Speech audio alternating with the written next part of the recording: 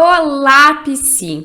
Nesse vídeo, eu vou fazer um resumo dos aprendizados da jornada acadêmica em terapia cognitivo-comportamental que eu participei ontem, no dia 8 de outubro de 2021. Primeiro, eu gostaria de explicar um pouquinho para vocês como que foi o evento. Foi um evento do grupo Weiner Psicologia, que é um grupo muito forte de ensinamentos, estudos, vários materiais em TCC e também em terapia dos esquemas. Eles têm alguns cursos online, também promovem vários eventos, congressos, e eu sempre gosto de participar, porque eu acho que tem muito aprendizado. A jornada acadêmica ocorreu durante um dia inteiro, foi um evento pago. Eu paguei o ingresso de R$300 para profissionais para poder participar da jornada acadêmica, e foi um dia inteiro, das 9 às 18 horas, com palestras curtas de diferentes profissionais da psicologia e também da psiquiatria. Esse modelo de um formato relativamente curto, no sentido de palestras de 30 minutos, é uma coisa que está muito, mas muito em alta. O que a gente vem vendo nas tendências, principalmente no mercado online, são aulas menores, conteúdos menores, porque ninguém tem mais a paciência de ficar assistindo aquela aula de 2 horas que a gente assistia antes. Então, essas palestras foram de 30 minutos. Vocês vão perceber que eu estou tentando gravar vídeos menores para vocês, aulas entre 30 e 40 minutos, pois essa é a nova tendência. A gente está um pouco cansado e acaba que a gente perde muita atenção em um conteúdo muito longo. Então foram palestras bem curtas. Isso fez com que você participasse do evento sem cansar, porque de 30 em 30 minutos trocava a pessoa que falava e isso era muito bom. E também teve um espaço de apresentação de estudos de caso. Então alguns estudantes de psicologia com outros profissionais apresentaram alguns artigos científicos, alguns estudos, e essa parte é super interessante também. Tinham alguns intervalos das palestras e quando tinha intervalo das palestras, eles soltavam no meio do intervalo alguns vídeos de roleplay, de diferentes estratégias para a gente utilizar em terapia. O que aconteceu foi que eu não saí de nenhum intervalo. Fiquei morrendo de vontade de fazer xixi a maior parte do tempo, porque eu queria aprender nos roleplays, que é uma excelente estratégia para que a gente possa assimilar conhecimento também. Eu gostei disso e quero em algum momento proporcionar algo parecido para vocês. Como eu disse para vocês, tiveram alguns intervalos. Quando tinha um intervalo mesmo, eu ia para a apresentação de estudos, porque estava rolando muita coisa legal também. Quando eu falo sobre eventos, eu vivo falando para as minhas supervisionandas. Participem de congressos, jornadas e eventos. Esse é um investimento que a gente faz que tem um retorno altíssimo para a gente na clínica. Às vezes a gente pensa, nossa, mas é um valor tal, eu não vou participar disso. Acontece, gente, que vocês não têm noção o quanto que isso volta. Conhecimento é o único investimento que ele tem um retorno muito grande para nós. Então, eu acredito que vale a pena, na medida do possível, a gente sempre participar. Os eventos são ótimos para atualizações e principalmente para que a gente possa unir materiais que a gente vai utilizar na nossa prática clínica. Às vezes algumas supervisionandas me falam, onde que eu acho o teste tal, a escala tal, o material tal, o exercício tal? Você vai achar isso em congressos, em eventos em que eles vão compartilhar materiais que às vezes a gente não sabia que existia, mas existe. E aí a gente vai utilizar isso na nossa prática clínica. Nessa jornada, eu descobri uma ferramenta terapêutica que eu não sabia que existia, nunca havia utilizado, mas eu tive acesso a ela nessa jornada e vou passar ela para vocês também. Bom, vamos lá. Preparei alguns slides para explicar um pouquinho melhor sobre o que eu vi nesse evento. Antes de passar os slides, eu preciso de falar duas coisas para você. A primeira é que o evento, de modo geral, passou muitos princípios da terapia dos esquemas, que é uma ramificação da TCC, mas que está muito forte, muito em alta. As pessoas vêm falando, estudando muito a terapia dos esquemas, pois ela também tem excelentes resultados na prática clínica. Então eu vi em muitas palestras, muitas pessoas citarem a terapia dos esquemas e também vi muitos, mas muitos ciclos de manutenção de paciente. São aqueles modos de funcionamento viciantes que um paciente tem. Então, tem ciclo de manutenção de diferentes transtornos e de diferentes casos. Muitos palestrantes apresentaram casos clínicos e fizeram um ciclo de manutenção desses casos. É uma coisa que cada vez está mais e mais em alta. A segunda coisa que eu queria dizer para você é muito obrigado pela participação na enquete do meu Instagram. Eu estou muito disposta a valorizar quem me valoriza e oferecer um bom conteúdo para quem está sempre comigo. Foram 20 pessoas de mais de 200 visualizações que responderam à enquete, falando que queriam saber o que eu iria aprender na jornada. E eu fiz da seguinte forma: eu gravei esse vídeo para disponibilizar somente para essas 20 pessoas. Então, muito obrigado pela sua participação. Agora vamos aos conteúdos que eu separei em slides de acordo com o que eu aprendi de novo, o que foi mais recente para mim que eu quero dividir com vocês. Primeiro, falou-se muito sobre o luto patológico na realidade da pandemia. O que isso quer dizer? Nós mudamos, diante da visão da psicologia, a nossa percepção do luto. O luto antes era um fenômeno psíquico que passava por várias fases e tínhamos várias formas de trabalhar em terapia. Porém, o que nós conseguimos ver depois da realidade da pandemia é que esse luto ficou extremamente patológico.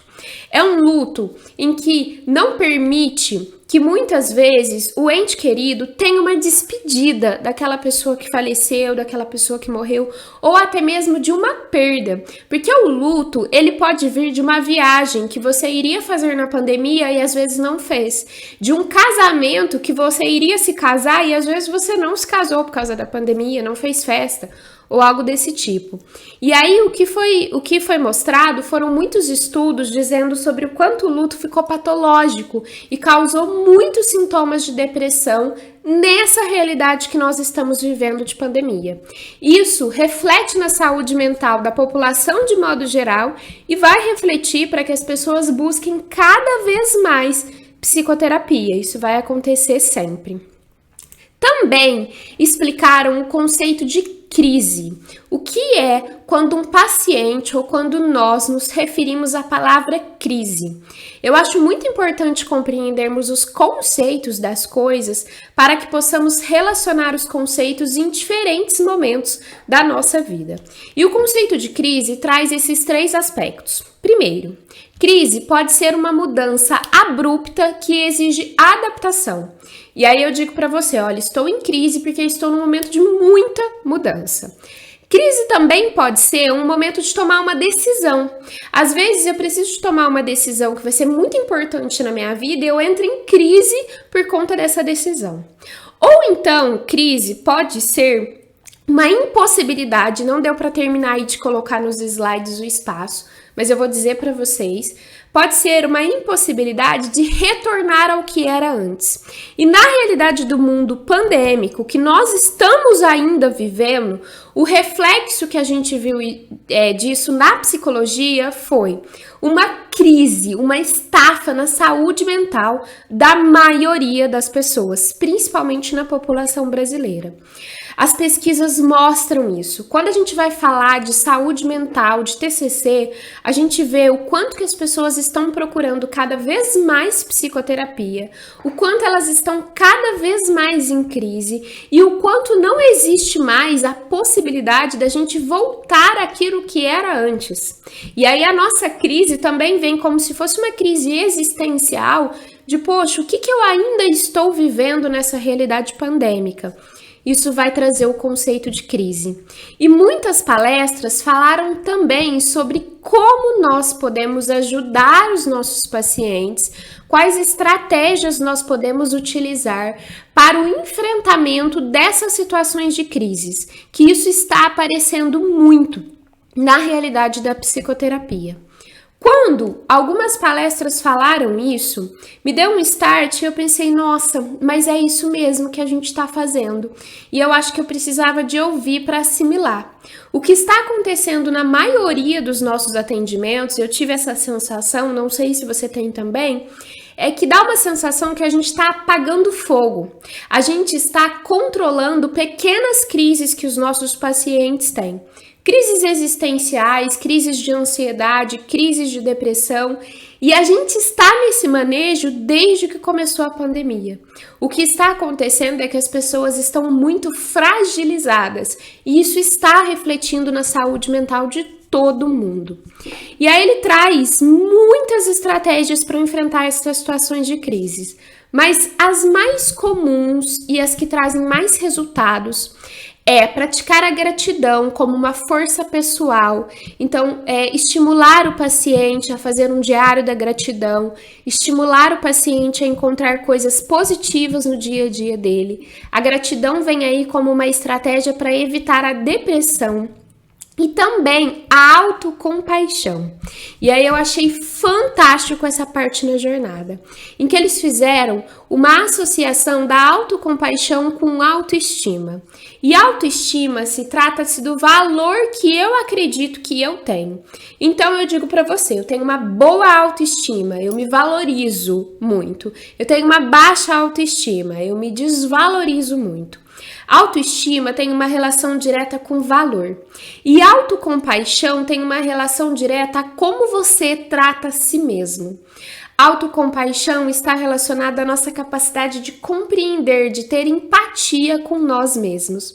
Em algumas palestras, eles mostraram o quanto é muito fácil, é relativamente fácil, todos os seres humanos ter compaixão pelo outro, mas maltratar a si mesmo. Aquela perspectiva de que quando é com a gente, o buraco é mais embaixo e é mais difícil da gente compreender, da gente se aceitar. A nossa autocrítica fala muito alto. E quando a gente vai olhar para uma pessoa ao nosso lado, às vezes a gente não critica tanto essa pessoa, mas a nós sim.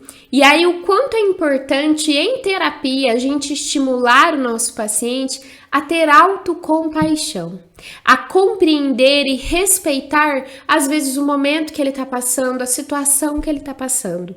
Às vezes o paciente chega em terapia e ele se julga muito, e ele se critica muito.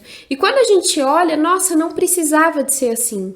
E uma das tarefas do terapeuta é ensinar o paciente a respeitar a si mesmo, a ter autocompaixão por si mesmo. E aí vai a ferramenta que eu aprendi nessa jornada e eu já tô doidinha para aplicar em alguns dos meus pacientes, que é a escala de avaliação da autocompaixão. Eu peguei essa escala da jornada e vou deixar ela 100% gratuita aqui, disponível para vocês baixarem na descrição do vídeo. É uma escala que tem algumas frases que eu acho que é importante a gente aplicar, porque podem trazer pensamentos automáticos dos nossos pacientes nessas frases, que vão verificar o quanto que o paciente está se respeitando, se compreendendo, tendo empatia por si e por aquele momento que ele está vivenciando.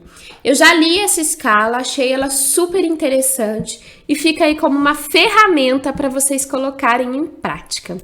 E por último, um assunto muito comentado foi também sobre a importância da relação terapêutica, do vínculo terapêutico.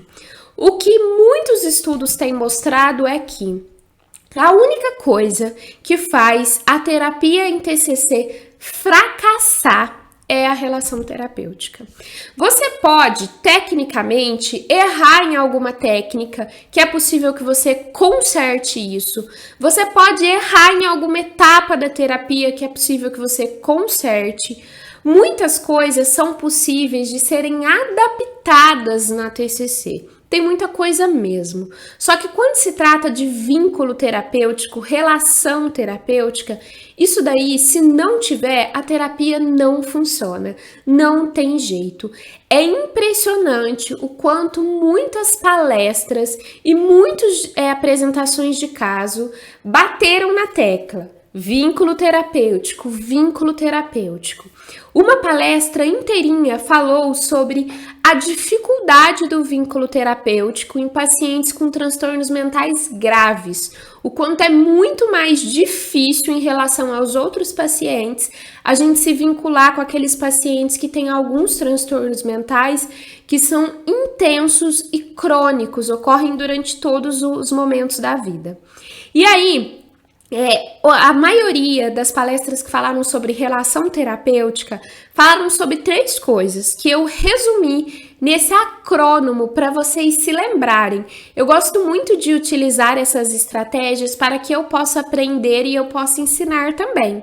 E um acrônimo é uma palavrinha que consegue resumir, e eu acho que vai explicar muito bem para vocês, que relação terapêutica pode se resumir em EAA. O que significa isso? Empatia, autenticidade e ambiente seguro. A relação terapêutica implica em um espaço de empatia em que a gente compreende e respeita a realidade do nosso paciente. Autenticidade, isso é muito importante. A assertividade, a verdade na relação terapêutica e também um ambiente seguro para que o paciente possa conseguir se sentir livre para falar o que ele quiser falar. A relação terapêutica é pautada nesses 3 pontos. Vou repetir: empatia, autenticidade e ambiente seguro. Eu espero que você também tenha aprendido, tanto quanto eu, nesse pequeno resumo que eu fiz da jornada. Continue participando nos meus stories. Um beijo!